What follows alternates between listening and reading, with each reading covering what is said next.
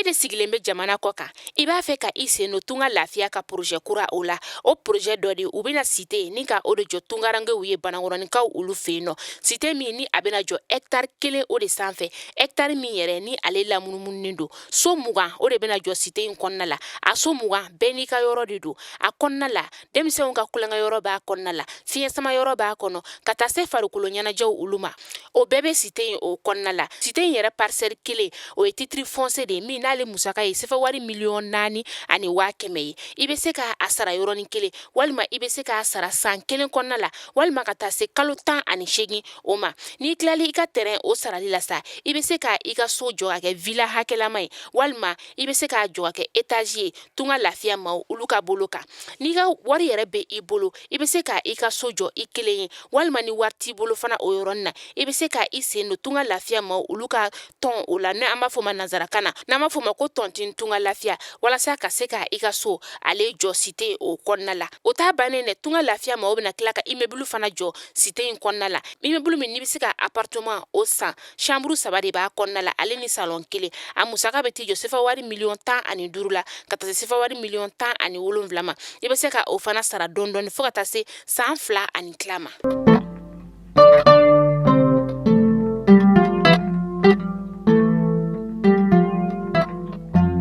bi avril kalo tile 20 ye san 2022 aw minnu b'an filɛ sanga n'a ka wagati an ka bɔlɔlɔ kana la Mali kɔnɔ yan ka taa se Mali kɔ kana ma an bɛ aw bɛɛ lajɛlen fo aw ka wagati o cogoya la kunnafoni min na aw bɛ sigi k'a makɔnɔ Mali kunnafoni.net ale jabaranin kan ni y'o waati sili a y'o bisimila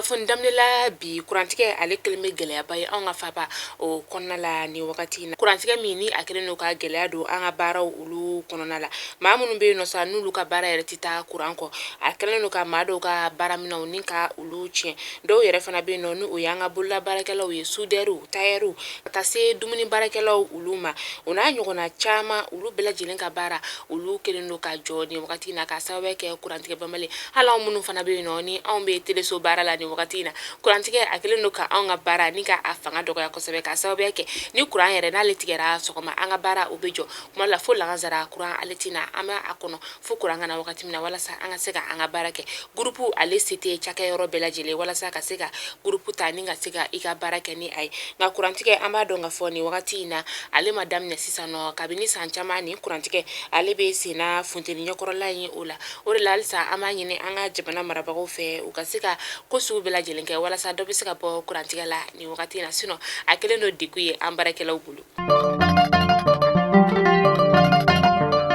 bingani wale 2 ale kɛra dɔgɔkun tɛmɛnen na a kɛra Burem ale ni Gawo o sira la ni bingani wale in yɛrɛ kɛra maa marafɛntigi lakodɔnbali dɔw olu fɛ minnu n'olu tun bɛ bolimafɛn sen 2 la a kun fɔlɔ yɛrɛ o kɛra tɔndibi o kɛra avril kalo tile 12 tɛmɛnen bolimafɛn sen 4 dɔn ni ale tun bɛ ka bɔ Tombouctou u kɔni ye bingani wale ta k'ale sɛgɛrɛ maa minnu tun bɛ bolimafɛn kɔnɔna la u ye u bololaminɛw ni ka o minɛ u la a filanan o kɛra Tobo ye avril kalo tile 14 camion 2 ni ale ye jago kɛ camion ye Buremkaw olu fɛ yen nɔ sa u kɔni ye marifa ni ka o ci ɲɔgɔnna marifa cilen ɲɔgɔnna sa a kɛra sababu ye ni ka bolimafɛn bolila dɔ ni o chauffeur ye ka bolimafɛn kɔni ye ale sɔrɔ a kunkolo la u y'ale ta teliya la ni ka taa n'a ye Gawo lapitaniso la ale kɔni ma bɔ a ka jogini da la ɲɔgɔnma 17 olu kɔni ye u ka furusiri ni ka o kɛ tɛnɛn tɛmɛnen n'o bɛnna Paki o ma a kɛra yɔrɔ min na sa o de ye Sankaw ka cathédrale o kɔnɔna ye u ka furusiriba n'o y'u ka curé ye ale kɔni ye dɔw dɔn kɛ ni ka taa furu ɲɔgɔnma ninnu ye k'a yir'u la k'a fɔ ko u kan ka furu sariya ni ka o bɛɛ lajɛlen ka o bato k'a yir'u la tugun fana k'a fɔ ko chrétiennakaw fɛ yen nɔ ko bɛɛ b'a dɔn k'a fɔ ko furusa ko o kɔni dagalen tɛ furusa min yɛrɛ sa ni ale kɔni yakubalen don an bɛ don min na ye komi bi an ka jamana o kɔnɔna la ka tila k'aw ladɔnniya fana k'a fɔ an balima chrétiennakaw fɛ yen nɔ u ka Paki ale hukumu kɔnɔna la maa 34 olu kɔni de ye u ka chrétien denkundi ni ka o kɛ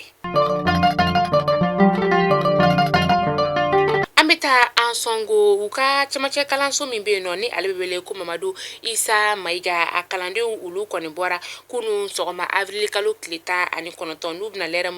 24 walansɛmɛ ka o kɛ u ka bɔli yɛrɛ kun ye fɛn min ye o de ye k'a fɔ ko u kalanɲɔgɔn saba olu kɔni ka kalan o ɲɔngirila u ka karamɔgɔw fɛ ka sababuya kɛ ko ni kalanden ninnu kɔni ye bingani wale ta ka u ka karamɔgɔw olu sɛgɛrɛ o de la u kɔni ye u ka walani ka o ɲɔngiri kalo kelen o kɔnɔna la lakɔli karamɔgɔw u y'a laɲini denmansaw fɛ ko u ka u sen don u denw ka kalanko o la ani tuguni walasa dɔ bɛ se ka bɔ u ka walansɛmɛ banbali in na. Avril kalo tile 19 san 2022 nanzaraw ka finitigilakaw minnu kun dagalen bɛ gosikaw olu fɛ yen nɔ u kɔni ye u dagayɔrɔ ni ka o bila k'a di anw ka finitigilakaw olu ma.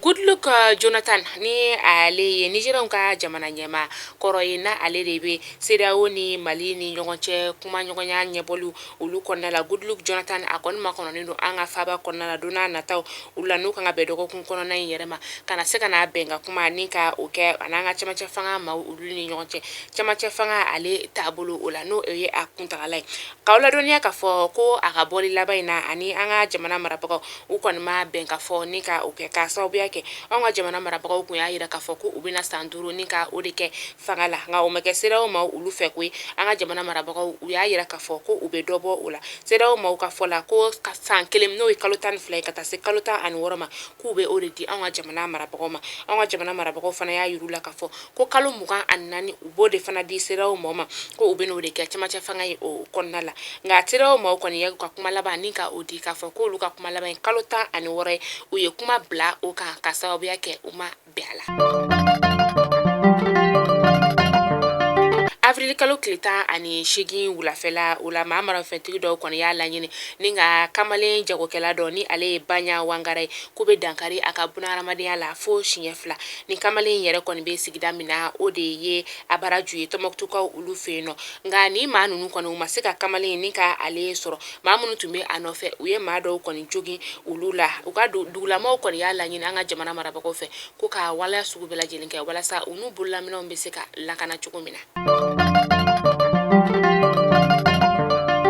An ka taji feerelaw olu ka barabila o kɔnɔna la u kun ye lɛrɛ 72 barabila ni ka o kɛ ka tila tuguni ka lɛrɛ 120 barabila ka o fana kɛ tuguni nka halisa u ka laɲini olu ma sabati taji feereyɔrɔ minnu ko do sa o de ye Total Shell Oryx ale ni Ola Energy cakɛlaw olu ye u kɔni y'a yira k'a fɔ ko n'u ka laɲini ma sabati hali sisan nɔ mɛ kalo tile 4 nata in na u bɛna barabila ni ka o kɛ lɛrɛ 96 ka taa se lɛrɛ 120 ma. An ka jamana kɔnɔna la yan nɔ ni wagati na ɲɔni n'an b'a fɔ ale ma nanzarakan na ko urujɔla ale kɔni ye san sɔrɔ kosɛbɛ janvier kalo tɛmɛnen na ka na se avril kalo tile 10 san 2022 ma maa 1368 sigana kun talen don ka olu de sɛgɛrɛ k'a fɔ ko ɲɔni bɛ olu la nka a maa 1368 na maa 340 de bɛ yen nɔ n'a yirala k'a fɔ ko ɲɔni kɔni yera olu la ni kunnafoniya in dira dɔgɔtɔrɔ Mahamadu Boli ni ale INPS chef département ɲɛmaa ye. An ka jamana marabagaw u kɔni ye compte bancaire ni ka o dayɛlɛ BDM o kɔnɔna la compte bancaire minnu y'a laɲini jamanadenw fɛ ko ka dɛmɛ don transition o ma compte bancaire min ni ale numéro ye ML 016 01 201 0D 600 ale ni 13 98 152-72 ko maliyɛndenw ka dɛmɛ don camancɛ fanga o ma avril kalo tile 18 ni wagati na wagane kɔnɔna la sa sefawari miliyɔn 100 ni miliyɔn 2 n'a kun kan fɛ o de bɛ compte bancaire ale kɔnɔna la. An bɛ taa kɔkan kibaru la n'an taara kɔkan kibaru la an b'an kunda Kenyakaw ka jamana o kɔnɔna kan u ka cɛkɔrɔba dɔ n'ale si bɛ t'i jɔ san 75 la ale kɔni ye a sigiɲɔgɔn muso denmuso ni ka o ɲamaya ta ka ale sɛgɛrɛ denmuso min yɛrɛ n'a si bɛ t'i jɔ san 6 o bɔɲɔngo la kiiri tigilamaw kɔni y'a ɲangi badabada kaso o la. Côte d'Ivoire kaw ka jamana ɲɛma n'o ye Alassane Dramane Ouattara ye ale ka kuma o kɔnɔna la sa a y'a yira k'a fɔ ko gɛlɛya min bɛ u ka jamana o kɔnɔna la min ye bolimafɛn ko gɛlɛya ye ka taga se musaka ko gɛlɛyaw ma u ka jamana kɔnɔna la a kɔni ye sɛfɛwari miliyari 120 ni ka o de labɔ janvier kalo kana se avril kalo san 2022 ma walasa gɛlɛya min bɛ maaw kan o gɛlɛya bɛ se ka wuli cogoya min na a ye nin kuma ye ni ka a fɔ tarata tɛmɛnen. Ethiopian ka shifina ka chama ule wula ni ka ukunda ilisulakaw ka lasigidenw ka yɔrɔ be Adisa Abeba tarata tɛmɛnen ka sababu yake ku ye ŋunuŋunu ka mɛn ka fɔ ko Irisiw be ka kɛlɛkɛcɛw ta walasa ka taa Ukraine jamana o kɔnɔna la ni ka taa kɛlɛ la nga Irisukaw ka lasigiden ni ale ye Maria Shurnikina ye ale y'a yira ka fɔ ko ni wagati na kuma welewele dabila maashi ma ka fɔ ko maa ka taa kɛlɛ Ukraine kaw ka jamana o kɔnɔna la. Mali kunnafoni jabaran lajaba kunnafoni dabaran tun bɛ an bolo kɔrɔ bi ni k'a da o kelenkɛla bɛɛ lajɛlen kulo kan o kunnafoni tun ye ni hakili la aw ye faamuyali caman sɔrɔ an ka bi kunnafoni olu la an bɛ hakɛto ɲinikaw fɛ ka sababuya kɛ kurantigɛ ale kelen no k'an ka baaraw ni ka olu sigi kɔfɛ kosɛbɛ kunnafoni ale kun bɛ bila heure min kɔnɔna la sisan a bɛ ka bɔ o heure la ka sababuya kɛ an tɛ ka kuran o sɔrɔ kuran ni ale tigɛra sɔgɔma an b'a sɔrɔ kuma la fo 16h an bɛ baara kɛ kuma min na ko baarakɛlaw b'u ka baara tɔ kɛ o b'a sɔrɔ su ale janfara an b'o hakɛto ɲini kɛ aw fɛ ka sababuya kɛ anw yɛrɛ ka laɲini tɛ kurantigɛ banbali ye nka an b'a dɔn an ka jamana marabagaw u bɛ k'u se kɛ walasa maliyɛndenw bɛ se ka lafiya kuranko la cogoya min na tunga lafiya ale de ye anw ka kunnafoni ale jukɔrɔma dondoba ye nin wagati in na tunga lafiya min ni a nana an ka tungaranke olu lafiyali kama maa minnu bɛ yen nɔ sa ko e de b'i ka wari bila ka na i somɔgɔw b'i ka wari dun u tɛ terrain ɲuman sa ye yuruguyurugu bɛ sɔrɔ terrain ko la terrain donna tan terrain bɔra tan tunga lafiya nana ka na o degun de ta ni ka bɔ aw kan n'i bɛ fɛ ka terrain ni ka o sɔrɔ an ka jamana kɔnɔna la terrain jɛlen namara tɛ a la foyi foyi tunga lafiya ma olu wele u ka numéro whatsapp kan u bɛ terrain